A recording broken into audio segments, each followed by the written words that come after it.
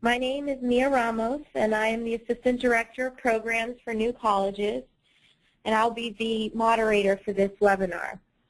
Joining me from Achieving the Dream today are Rachel Singer, Vice President for Community College Relations and Applied Research, Sarah Hollister, Associate Director of Programs, and Meredith Hatch, Associate Director of Programs.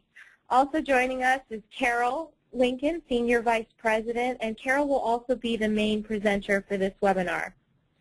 First, I would like to inform you all that this webinar will be recorded and a link will be placed on the 2013 Cohort Request for Proposal webpage on Achieving the Dream's website, so you may share it with colleagues not able to participate today. Before we begin, I would like to go over some webinar basics. On the top right-hand side of your screen, you should see a little red box with an arrow pointing to the right. Clicking on this arrow will allow you to view a larger window and will also display the audio mode. For this webinar, your microphone will be muted to prevent background noise, but you will be able to ask questions during the webinar. Our main goal for this afternoon is to tell you a little bit about Achieving the Dream and the request for proposals for the 2013 cohort, and of course to answer your questions. Please submit your questions by typing them into the questions box and press send. I will read your questions aloud to Carol and she will respond to them on air at the conclusion of the webinar. If you would like to ask a follow-up question, please feel free to submit another question. Okay, Carol, I'm going to turn it over to you now. Well, thank you so much, Mia, and thank you to everybody who's joined us this afternoon. We really appreciate your interest in Achieving the Dream and hope that we can do a good job to answer any of the questions you may have about how you can become associated with the National Reform Network. Hey, Carol, I'm sorry. Yes. Carol, I'm so sorry to interrupt. This is Sarah here. We're having trouble hearing you. Okay, I'm switching to no headset. Is that going to be better? I hope so. Let's see. Okay. Are you on no headset right now? I am. Yes, I am on no headset right now. Okay, great. We can try. It's still a little jumpy, but I'll go ahead and let you know if we continue to have issues hearing you. Okay. All right. Do interrupt me if that happens, and I guess that what we do. Carol? Yes. Yes. I'm sorry. We can't hear you. Perhaps could you call back in? Yes. I'm sorry. Yes, I will do that. I will do that. Okay, great. And forgive us for these technical difficulties, everyone. Such as technology, it's wonderful when we have it and it works, and sometimes it can be a problem if not. While we're waiting for Carol to get back on, I do just want to emphasize that you should feel free to use the questions pane in that sidebar, and that way you can type in questions as the presentation is going along. That will allow us to go ahead and tag all your questions while you're doing it. I see someone has entered a question already. It says, we could hear just fine, so maybe it's us here at Achieving the Dream that is having the technical difficulties. I love that person's idea. I think that's great. Let's blame the central office. I'm back on. Is it any better now?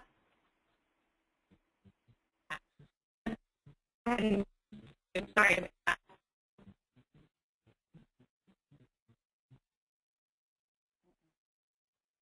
Sarah and Mia, this is Carol trying to see if you can hear. Yeah, you know what? I think it's actually on our end.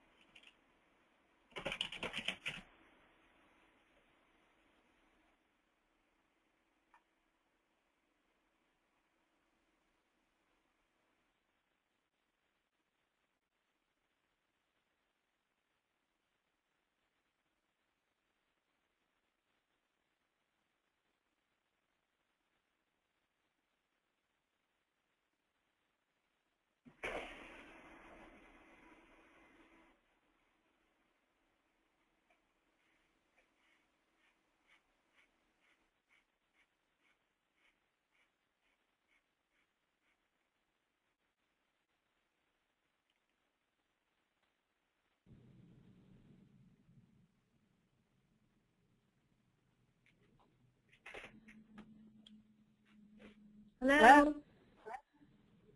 Hi, this is Achieving the Dream again. Sorry for that. Can I have everyone raise their hand now if they can hear me, Sarah Hollister, here at Achieving the Dream? Go ahead and raise your hand. Oh, great. Perfect. Now, Carol, can you say something? I would be happy to say something. Can people hear me? Great. Can you raise your hand if you hear Carol? Perfect. Okay, great. Thank you, Carol. We're going to go ahead and do a restart here and let you get started again. No problem. I appreciate your help. Is it okay, Carol? Yes, it is. Sorry. Okay. We're here poised for your words of wisdom. Oh, okay. Okay. Again, thanks, everyone. Thanks for your patience. I wanted to just cover some basics with you. We're going to try to fly through some of these initial slides, but I will say that since this is being recorded, if after the webinar you'd like to use any of this material, that's one of the reasons why we put so many slides together in this deck, so that you can refer back to this material, possibly copy it and share with your colleagues as well. So first of all, let me just touch base on things you, of course, have heard before, but they are the genesis of why Achieving the Dream exists. We have had great concern, as has the Lumina Foundation, as early as 2004, that we were facing a serious situation in this country where, for the first time in our history, the current generation of young people was going to be less educated than their parents' generation, and that at the same time, the workforce was changing in such a way that so many of our jobs in the future are going to require some post-secondary education. And as a result, you can, as you know, our international competitiveness is really in jeopardy, and so too is the quality of life of our population. We depend on a strong education system, and we really need to have an educated populace. So among the things that were happening over the last several years that added more reason for us to be doing this work is that we had a number of reports that everyone was coming out with where they were showing that we had dropped in our international standing in terms of completion rates for young people in the education systems. And we had leadership at the federal level in the form of Arne Duncan and others who were very dramatically saying this is a wake-up call time for America, and we have to do something dramatic to change the downward trend of our educational statistics. The truth is that people are recognizing at this point, as you all know, that community colleges are a big part of the solution to this problem. We've certainly got the support of the federal administration in understanding how important community college and technical colleges are to the future of this country. And we know that there is a huge number of community colleges spread across the country who are serving nearly half of all of the young people and older adults who decide to take advantage of post-secondary education. And increasingly more people are counting on community colleges as the affordable place to start their post-secondary education. Wanted to point out to you that this is not just a historical situation that we've been experiencing. We've really got some new information that's coming out as well that says we still have a significant challenge. For example, if you'd advance the slide, please. For example, there's a report that we noticed this morning that came out from the Alliance for Excellent Education that details the link between equity in education and the future of the American economy. In that report that was noted in the Lumina Digest of Important Reports today, there was a comment that to equitably provide all students with a quality education, is a critical factor in maintaining the country's national economic strength, and that failing to close gaps in educational achievement in light of the nation's changing demographics will have dire consequences for the American economy. These kinds of reports, these kinds of alarms about equity and about the decline in our educational levels was really what started the Achieving the Dream initiative back in 2004. We wanted at the time to use community colleges to start looking more at student success. While they had had a tradition of focusing a great deal of their time on making sure those institutions were full access institutions, we hadn't yet in 2004 really paid as much attention as we needed to whether or not students finished what they started, whether they ended up with credentials they could use in the marketplace. And so the Achieving the Dream founders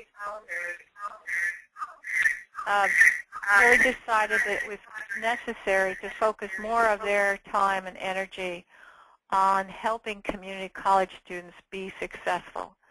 And Achieving the Dream was particularly concerned and particularly focused on helping students of color and low-income students and those who really had not been well served by the K-12 system, were perhaps the first in their families to go to college, or other populations that were particularly vulnerable and potentially facing significant barriers to achieving post-secondary credentials.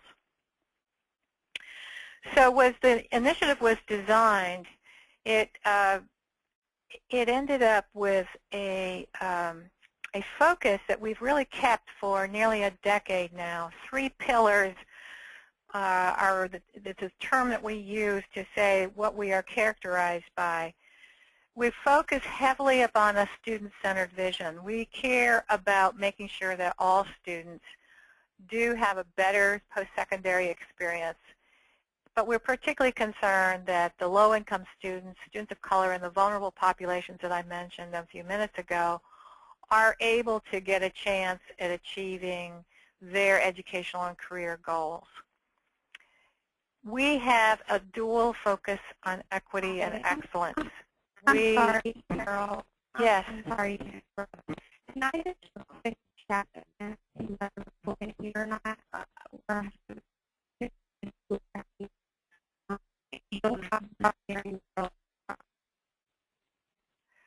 Sarah, I have no clue what you just said. You're breaking up terribly. I'm sorry, Carol. We can't hear you. Is there any way you could call in on a different phone? I can try my cell phone. That would be wonderful if you could try that. Okay, I will do that. Okay, great. Thank you, Carol.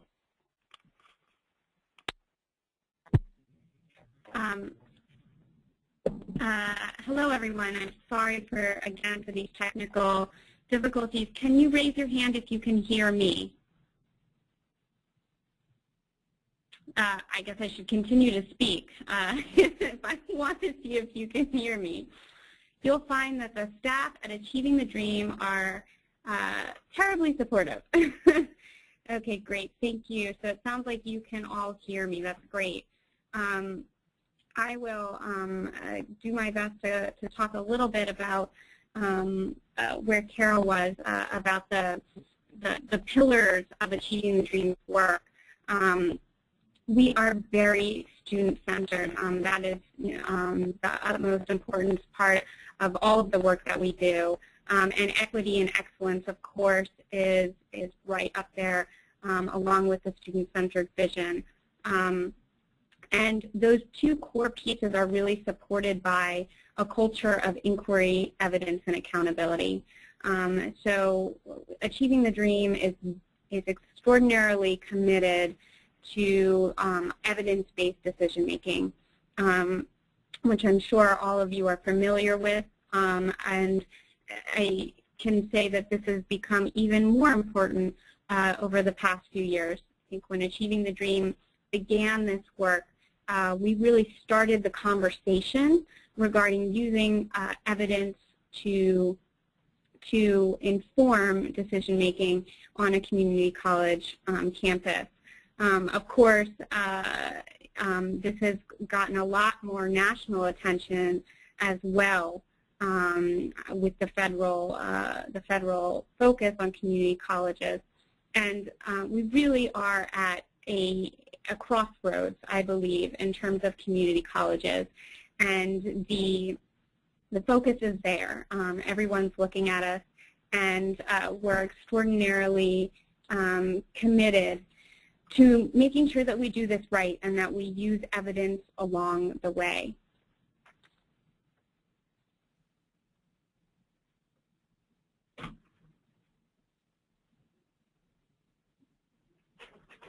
Currently, Achieving the Dream institutions that effectively promote student success adhere to 4 principles with a strong focus on equity.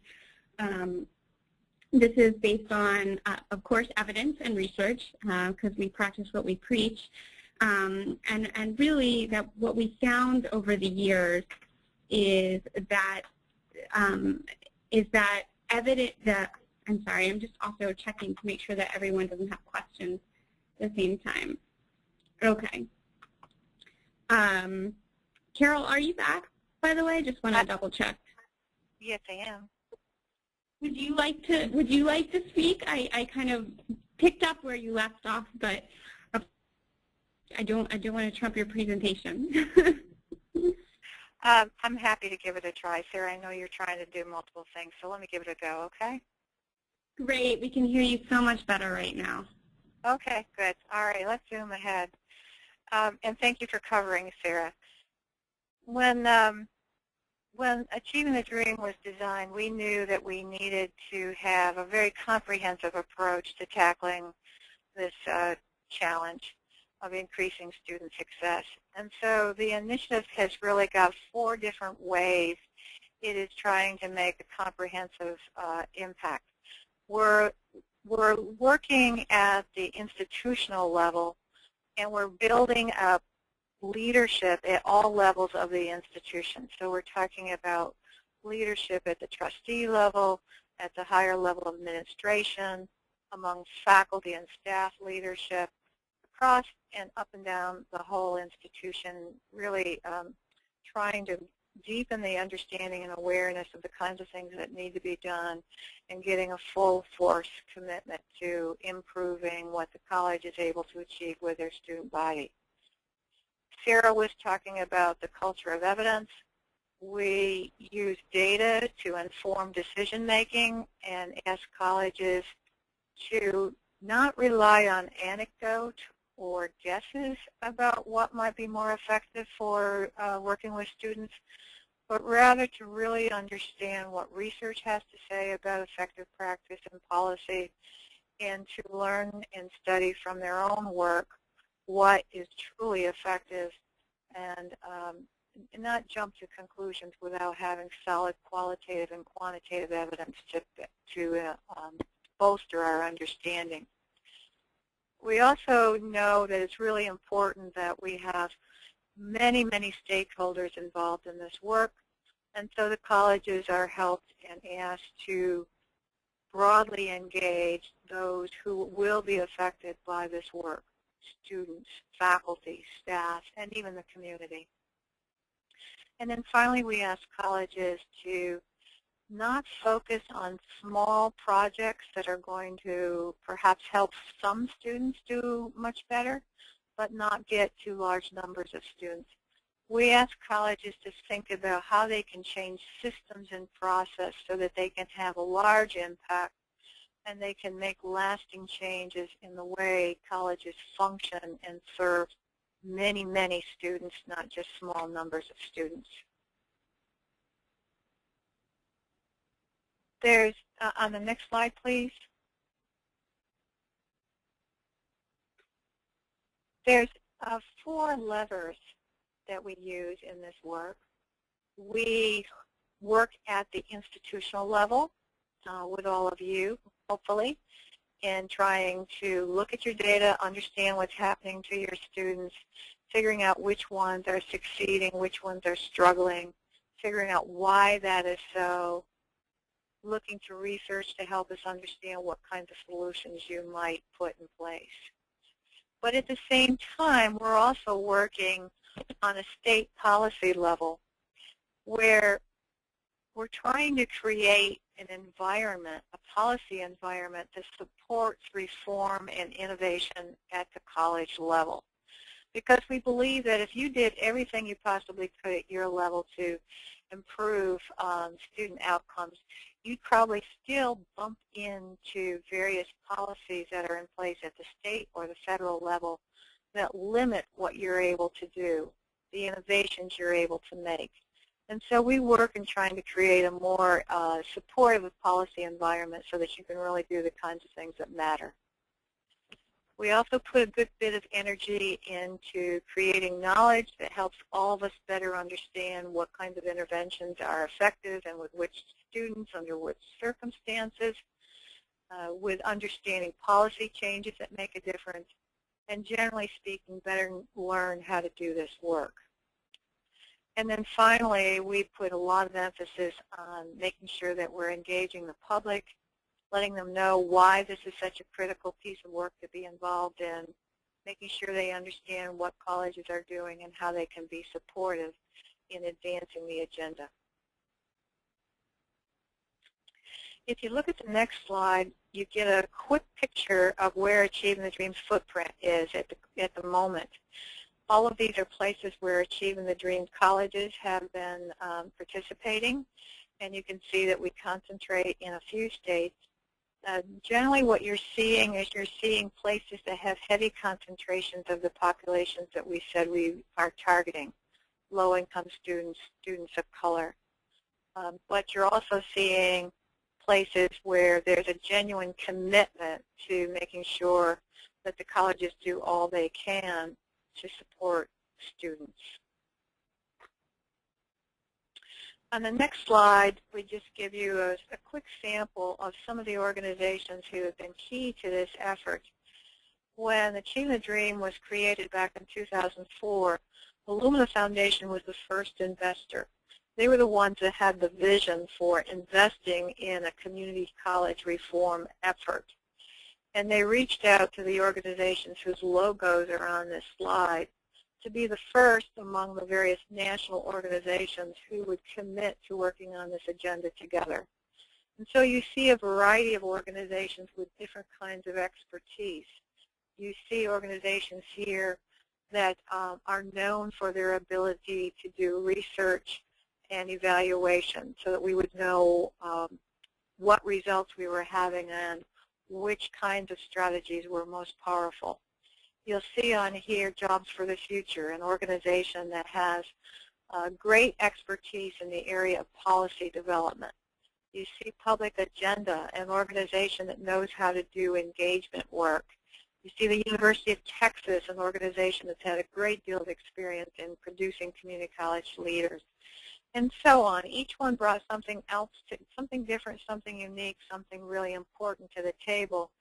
And collaboratively, they designed the work, they implemented during the demonstration phase, and they continue to offer support to the work that is now driven by the independent nonprofit organization, ATD Incorporated.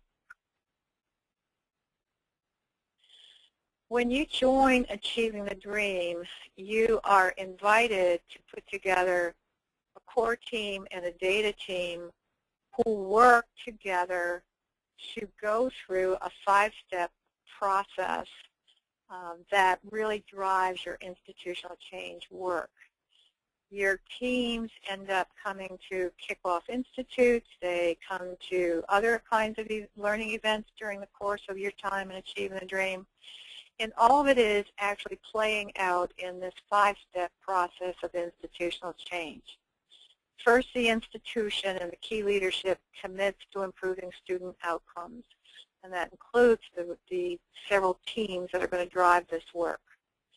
They work hard during a planning year to identify and prioritize the kinds of situations that are on your campus that seem to be causing the problems for students and making it difficult for them to make greater progress towards credentials. So you spend a good bit of time trying to better understand who is doing well, who is not, and why, and what you can do about it.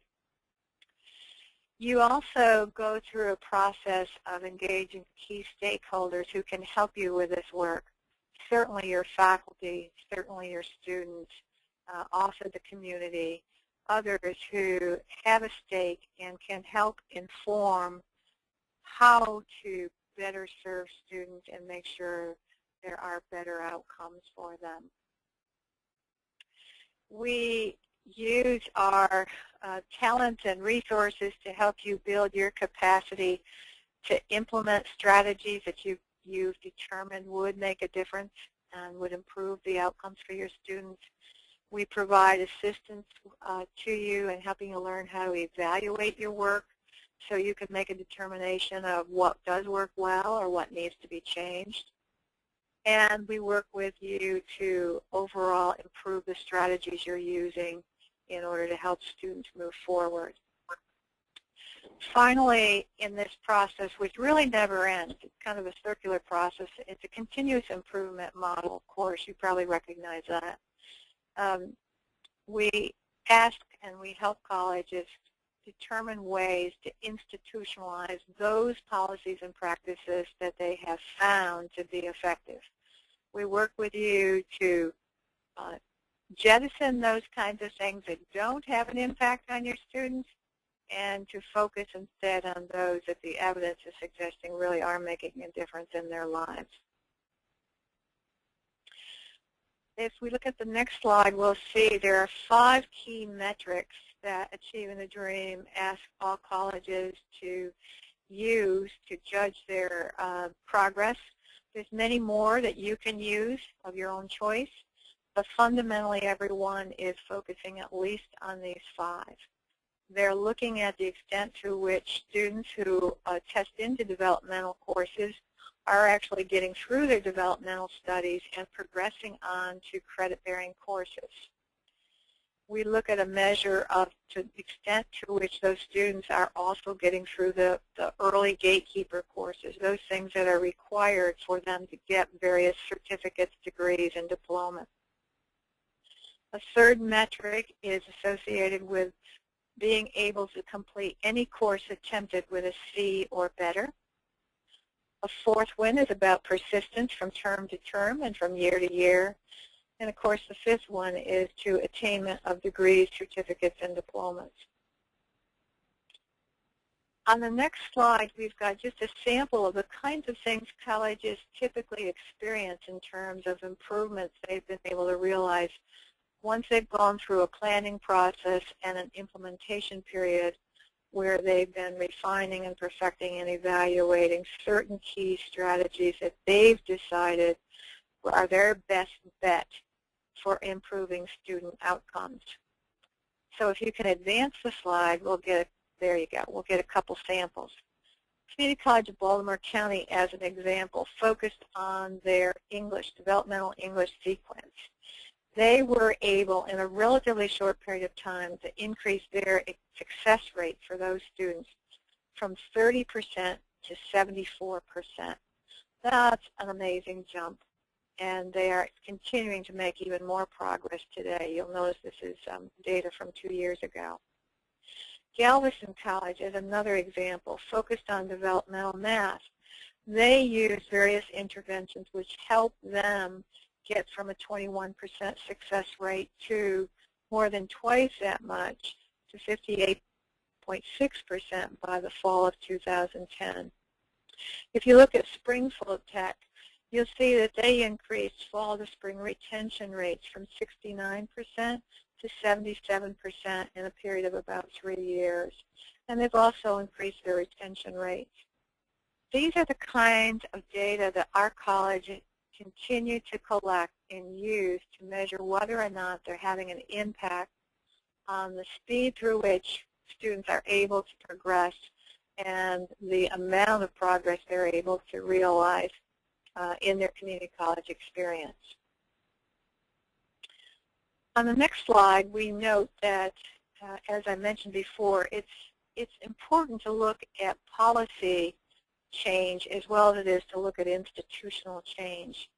And so we have developed in 15 states where we've worked in the past several years, we've been working hard on trying to support states as they put in place various policies that support the work of the colleges.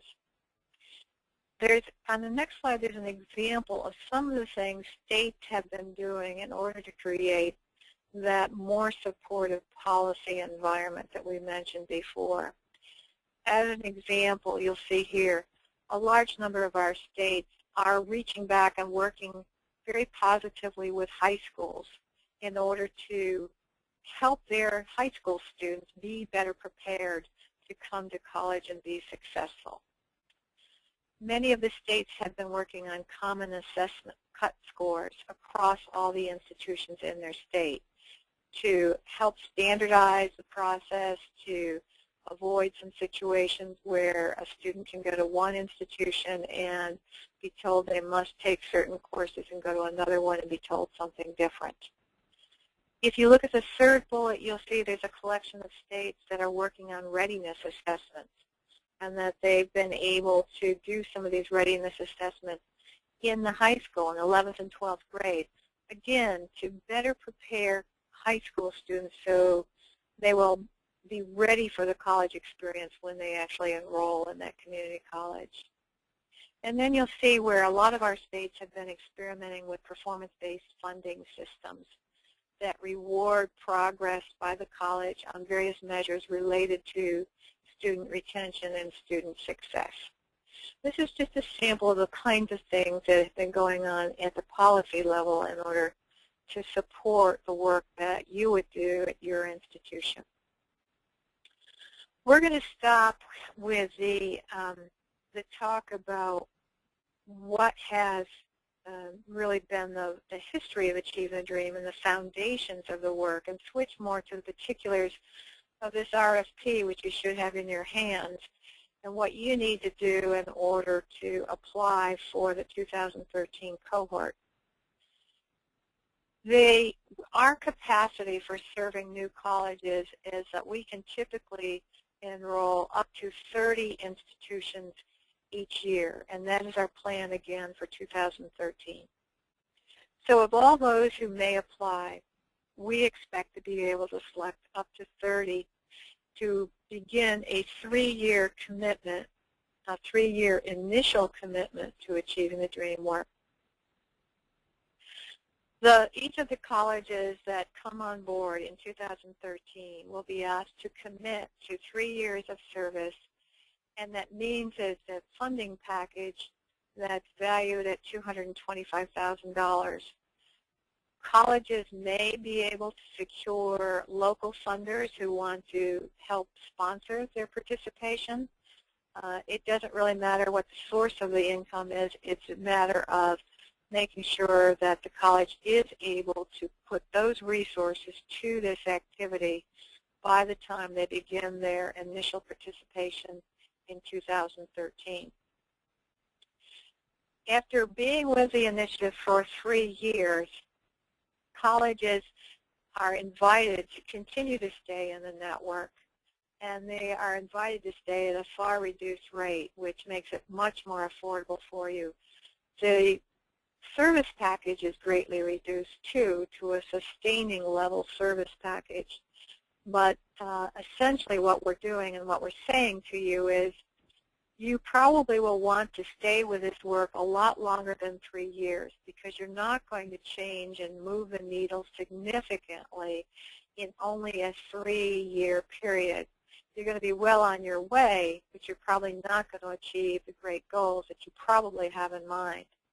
And so what we do is invite you to stay within the learning network, continue to work with your peer institutions, continue to have coaches working with you, so that over the long run you can continue to make significant progress. And then after 3 years, it's a much smaller price tag for you to continue to do that. Specifically, the kinds of services that are covered by the fees that you pay to achieve the dream are these. You are assigned a leadership coach and a data coach who work with you throughout the period of your engagement with Achieving the Dream. A leadership coach is typically someone who has been a president or a high-level administrator in community colleges in the past. They understand who you are, they understand the challenges and the culture of your institution, and they are able to work very effectively with the leadership of your institution in trying to put in place this reform work. Another kind of expert is a data coach. This is typically somebody with deep institutional research backgrounds. They're folks who can help you with building the culture of evidence, with understanding what kind of data you need to examine, help deepen your capacity to generate and analyze and understand both quantitative and qualitative data that really help you with the Achieving the Dream work. These folks come visit your campus several times during the year, and they also meet with you during a kickoff institute and during an annual learning event that we call DREAM.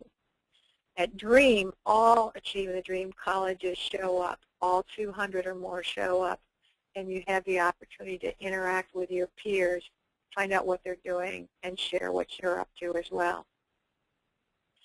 You also receive help from us in putting, could you back up the slide, please?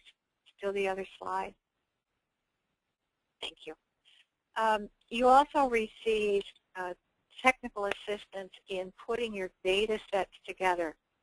Achieving the Dream colleges are asked to look at cohort data to understand and track what happens to students over time.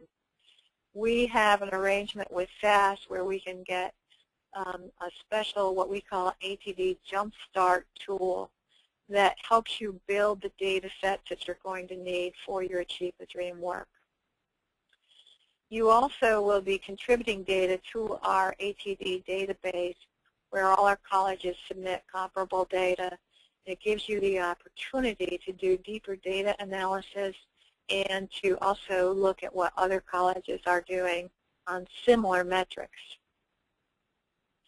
We provide, we organize monthly conference calls for your public information officers, and we provide other support to colleges in putting together very robust communication and promotional programs.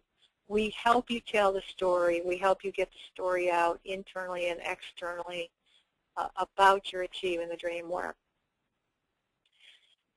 We ask that you send 5 key leaders in your institution who become members of a core team. We ask that you send those 5 to a kickoff institute, which will happen in June of 2000. Your fees cover part of the cost of that team participating in that kickoff event, which is typically about a 3-day experience. And the package of services also includes complimentary registrations to that annual learning event where I said all 200 of the colleges in the network come together to share their progress, talk about problems they're having, and working collectively on trying to improve the work that they're doing. In addition to the kinds of things that the fees cover, the colleges should be thinking ahead about other kinds of things that are going to be expenses for you. As an example, you will need to cover your own travel costs for coming to the Kickoff Institute, and you're also going to need to cover the travel costs of getting to the annual DREAM Institute. The DREAM Institute occurs in February of each year. So you would send 5 people to Kickoff in June. You'd send at least 4 people to DREAM in February of 2014, then in 2015, and then again in 2016. If you want to bring extra people, you often can. We often have space for that. But you would, if you choose to do that, you would need to cover their travel costs as well as a small additional registration fee. You should be thinking about what it's going to cost you to be involved in a planning year. You're going to want to do things like hold retreats. You're going to want to have special meetings where perhaps you want to have a luncheon. You're going to want to do things like have focus groups for your faculty or your students. And we encourage you to think about what you might need to invest in those kinds of activities during a planning year, because after all, they are real expenses to you, and we want you to have your eyes open about what kinds of things you need to be prepared to do during the several years that you're working on this. And that means on the final bullet that you should also be thinking about what kinds of resources might you need if you decide to introduce new programs or services. Often what you end up doing is reallocating resources that you already had. So if you've been doing something like running a tutoring program that once you do your data analysis, you discover, my goodness, it seems not to be making a bit of difference to our students' outcomes to be offering that tutoring service. And perhaps through deeper examination, you decide, you know what, there's no sense offering this. It just simply isn't helping anybody. Then resources that have been used for that activity, which you now believe to be ineffective, can be reprogrammed for something that you think has greater promise for helping students. So it's not only looking for brand new monies, additional monies, it's more a matter of rethinking how you're using the resources you have so that you're targeting them to those activities that have the greatest promise of best serving your students. At the same time, you've got to anticipate that, and you've got to understand that you will be wanting to do some things differently, and there may be some incremental cost in doing those kinds of things.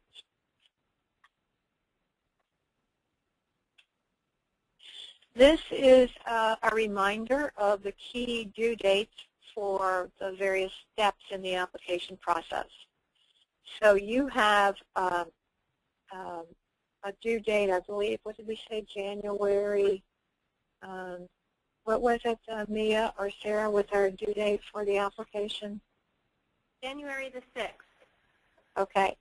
So you will submit at least by January 6th, and then our commitment to you is that mid-January we will let you know of your status, whether you were able to accept you or not. By March 15th, if you're accepted, we would ask that you pay your first year of participation fees. In April, there is something called a Readiness Assessment, which is due. You probably have seen that attached to the RFP.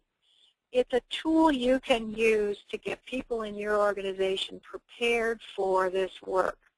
It gives your organization an opportunity to reflect on where are you on the spectrum of creating strong commitment to this agenda. Where are you on the spectrum in terms of having the capacity to use data to inform your decision making? How comfortable is your faculty in looking and using data? Where do you stand in terms of engaging all of the stakeholders in this kind of work? You go through a reflective process of determining where your starting point is in this work, and everybody's starting point is someplace different. And then that assessment is turned over and shared with us so that we can get it in the hands of the coach and the data coach who are going to be working with you so that they better understand who you are and what your starting point is. By June, you'll be sending that 5 core team member to a kickoff institute for 3 or 4 days. It'll likely be somewhere in central U.S. And then in August, you will submit to us a plan for how you're going to do your planning year work, what kinds of activities you're thinking of convening, and what kinds of expenses you're anticipating having in order to do a really thoughtful and thorough planning year.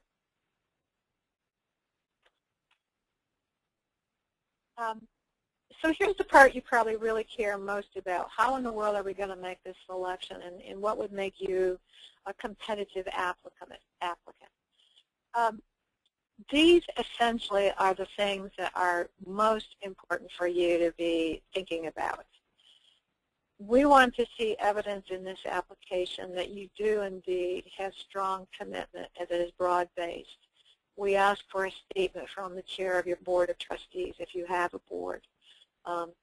If you're in a system where it's only a state board, whatever evidence you can provide that the key leaders at the top of your organization and then throughout departments and so forth, whatever you can provide will convince us of the level of commitment to this work that you have. We want to be able to know that there's a clear vision for how getting into this national reform learning network will really advance your work. How do you see this? What's the advantage it's going to give you to be part of this effort? What do you expect to learn? What do you expect to be able to do because you've associated with like-minded institutions who are working on this? What have you done in the past that's built a foundation for this? What are the strengths you're starting off with?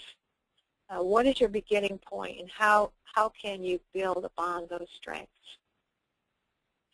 When you tell us who you're putting on your core team and on your data team, we'll take a look at who they are and what strengths they bring to this agenda. What is their vision? How are they expressing their commitment and willingness to do this work?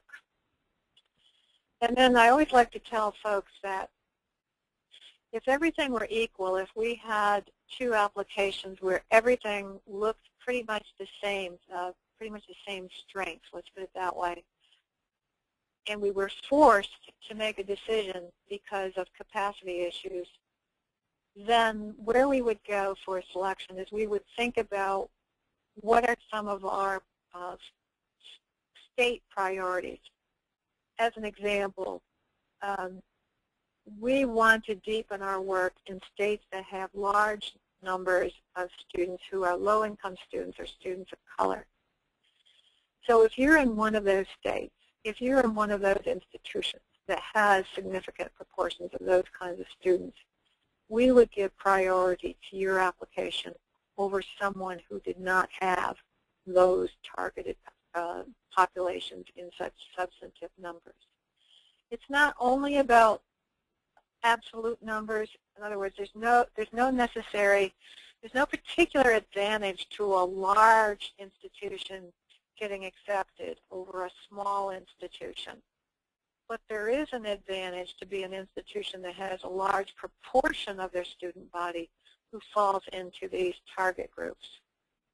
So that ultimately becomes the main deciding point if all other things are equal in an application. Next slide. So this is what we hope are main takeaways for you at this point. You can get a recording of this webinar, we hope, if technology did not fail us that way. You will have a January 6th due date for your application. We will let you know by mid-January where you stand. And we have a place for you to direct questions. And the information there tells you what the address is and how to label your question.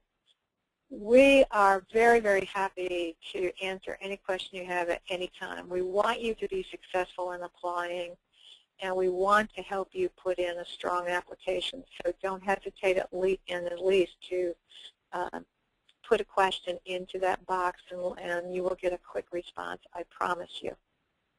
With that, I need to stop talking and see if we've got some questions that folks don't think have been covered yet. Okay, we have one question, Carol, about college that's in a multi-college district. The question is whether there's a reduced cost so that all the colleges can participate or not.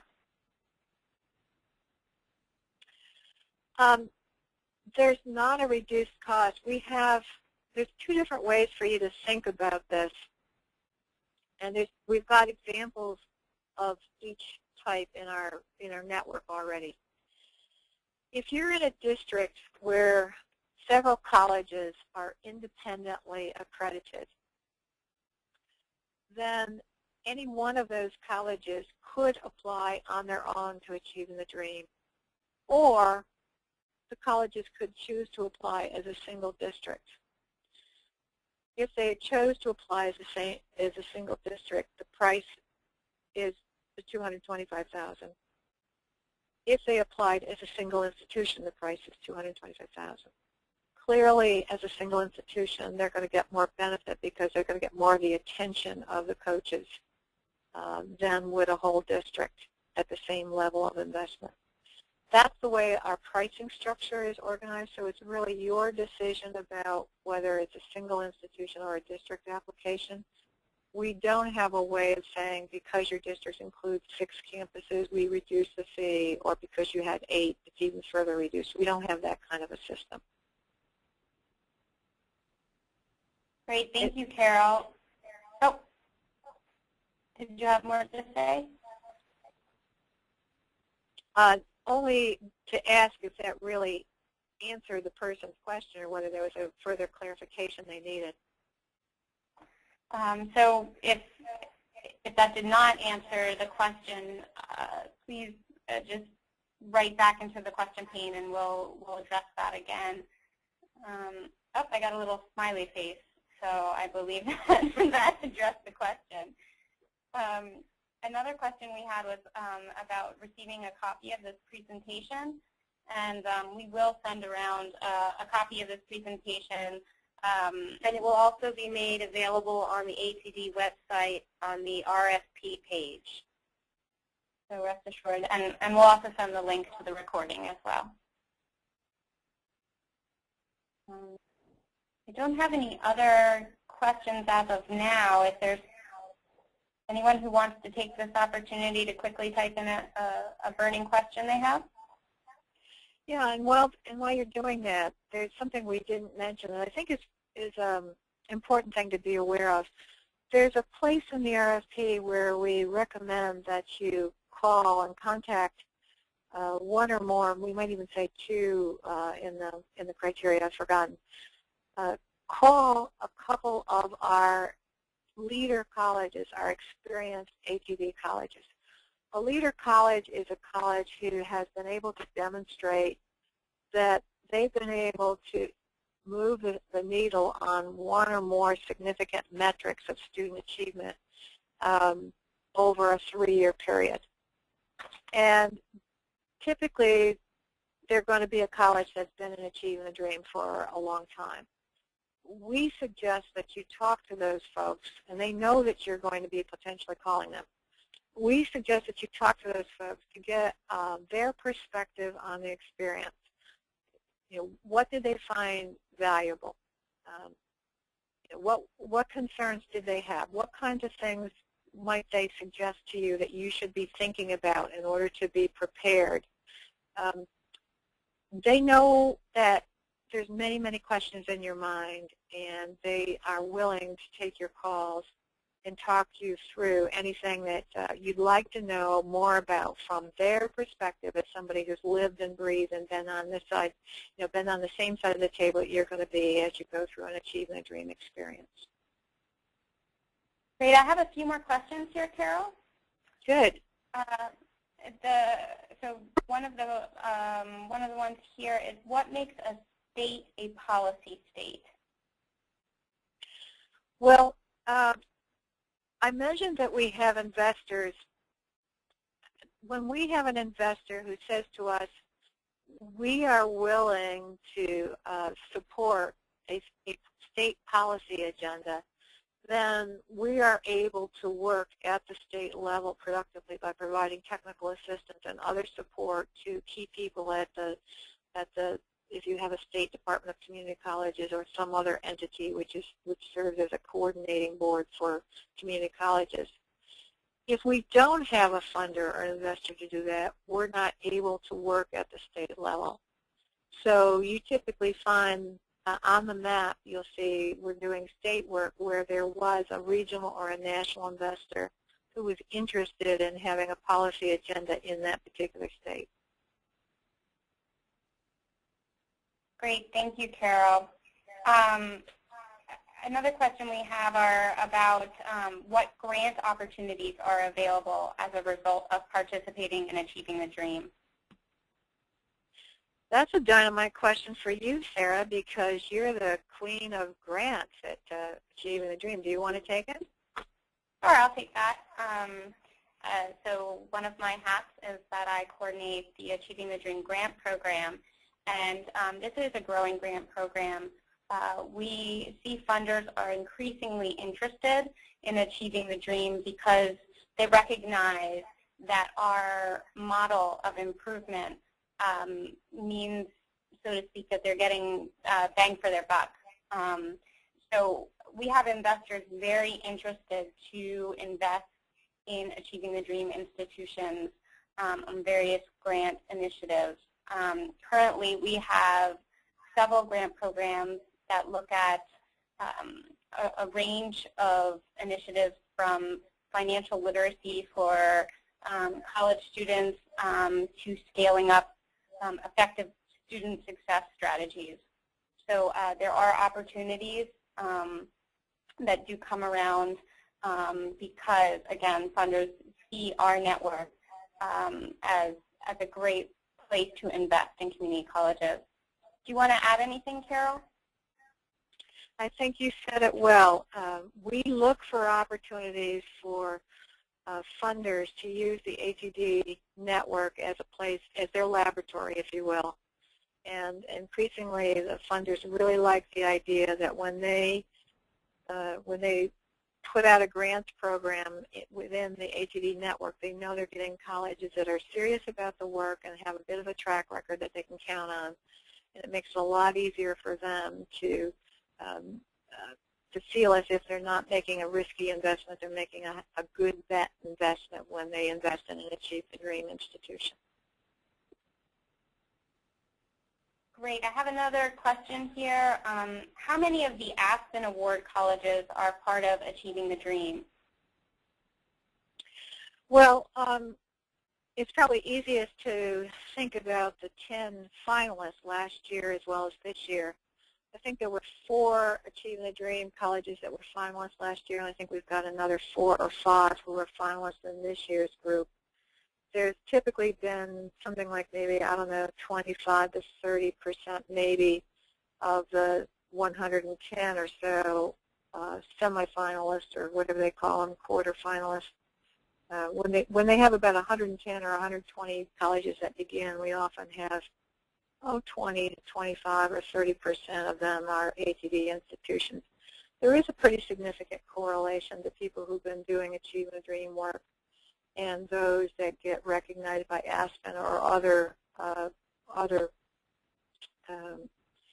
initiatives, let's say, because again, the focus, the relentless focus on student outcomes tends to produce the statistics that have been used in the Aspen Prize competition and other competitions in order to find effective institutions.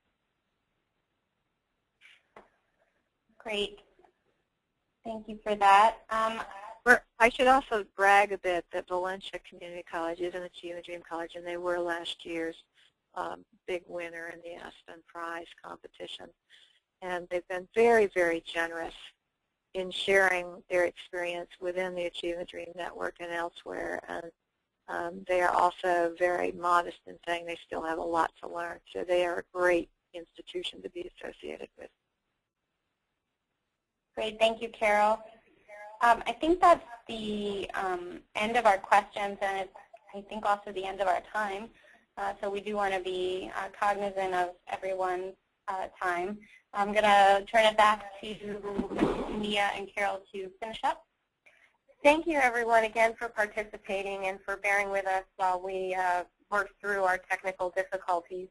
As we mentioned, we will be providing a link to this webinar recording on the Achieving the Dream website, the same place where you went to see the RFP guidelines. If you do have any questions at all, please don't hesitate to contact us by phone or by email. And thank you again for participating today.